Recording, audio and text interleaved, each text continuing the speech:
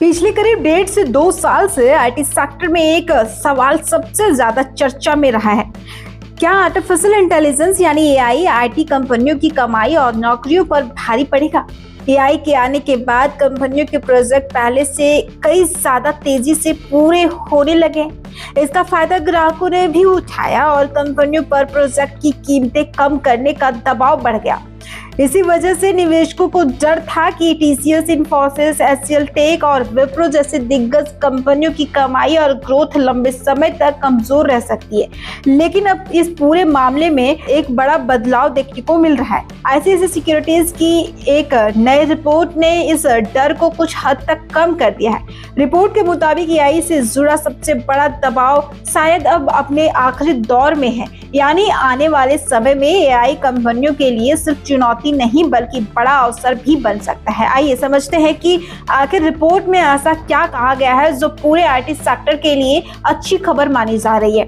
ICICI securities ने अपने report में अमेरिकी आईटी कंपनियों कॉग्निजेंट के हालिया नतीजों का विश्लेषण किया है। रिपोर्ट के मुताबिक कंपनी की कुल कमाई का सिर्फ लगभग 25% हिस्सा ही ऐसे पुराने कॉन्ट्रैक्ट से आता है जो एआई के आने से पहले किए गए थे। अगले 25 से 18 महीनों में इन पुराने कॉन्ट्रैक्ट्स की भी नई कीमतें तय हो जाएगी। इसका मतलब ये है कि एआई की वजह से कीमतों पर जो सबसे ज्यादा दबाव था वो धीरे धीरे खत्म हो सकता है। उसके बाद कंपनियों की ग्रोथ इस बात पर निर्भर करेगी कि वे एआई की मदद से कितना नया कारोबार और कितने नए ग्राहक जोड़ पाती है। कॉग्निजेंट ने बताया है कि उसके कई प्रोजेक्ट हर 6 से 15 महीनों में दोबारा तय किए जाते हैं।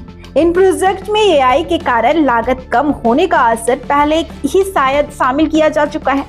वहीं कुछ बड़े प्रोजेक्ट 2 से 3 साल में रिव्यू होते हैं और अगले 1.5 साल के भीतर उनकी भी नई कीमतें तय हो जाएगी। इसके बाद कंपनी की कमाई का सबसे बड़ा आधार एआई से मिलने वाला नया बिजनेस होगा। कॉग्निजेंट के मुताबिक कंपनी में आज 40% से ज्यादा सॉफ्टवेयर डेवलपमेंट एआई की मदद से हो रहा है। इतना ही नहीं, कंपनी इस समय 8000 से ज्यादा एआई प्रोजेक्ट पर काम कर रही है। इसके लिए उसने एआई की एक अलग टीम भी बनाई है जो नए एआई प्रोडक्ट्स और सर्विस तैयार कर रही है। यानी एआई अब केवल खर्च घटाने का जरिया नहीं रह गया। कंपनियां एआई की मदद से नए ग्राहक जोड़ने, नई सेवाएं देने और अपने कारोबार को तेजी से बढ़ाने की कोशिश कर रही है। अब सवाल उठता है कि इसका असर भारतीय आईटी कंपनियों पर क्या पड़ेगा। अगर कॉग्निजेंट का आकलन सही साबित होता है तो टीसीएस, इन्फोसिस, एचसीएल टेक और विप्रो जैसे भारतीय कंपनियों के लिए भी एआई से जुड़ा सबसे बड़ा दबाव धीरे धीरे कम हो सकता है। इसके बाद निवेशकों का पूरा फोकस इस बात पर रहेगा कि कौन सी कंपनी एआई की मदद से सबसे ज्यादा नए ऑर्डर हासिल करती है और किसके पास सबसे ज्यादा नए ग्राहक आते हैं। हालांकि आईसीआईसीआई सिक्योरिटीज अभी पूरी तरह आश्रित नहीं है। ब्रोकरेज का मानना है कि वैश्विक आर्थिक माहौल अभी भी कमजोर बना हुआ है और एआई की वजह से कीमतों पर दबाव का जोखिम पूरी तरह खत्म नहीं हुआ है। इसलिए उसने बड़े आईटी शेयरों को लेकर फिलहाल सतर्क रुख बनाए रखा है।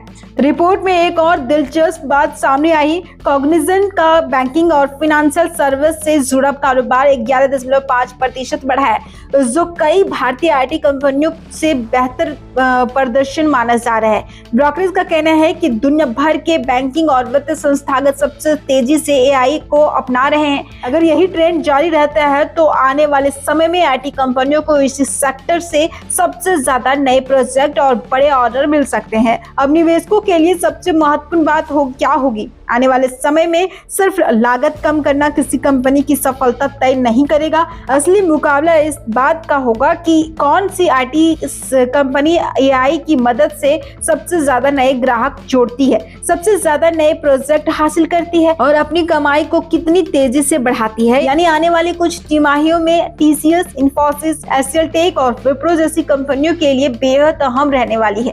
अगर ये कंपनियां एआई को सिर्फ लागत घटाने तक सीमित नहीं रखती और उससे नया कारोबार पैदा करने में सफल रहती है तो आईटी सेक्टर में एक नया ग्रोथ साइकिल शुरू हो सकता है। ध्यान रहे, यहाँ दी गई जानकारी आईसीआईसीआई सिक्योरिटीज की रिपोर्ट और बाजार के उपलब्ध आंकड़ों पर आधारित है। ऐसे किसी भी तरह की निवेश सलाह ना समझे। शेयर बाजार में निवेश करने से पहले अपने फाइनेंशियल एडवाइजर से सलाह जरूर ले लें और अपने स्तर पर पूरी रिसर्च जरूर करें।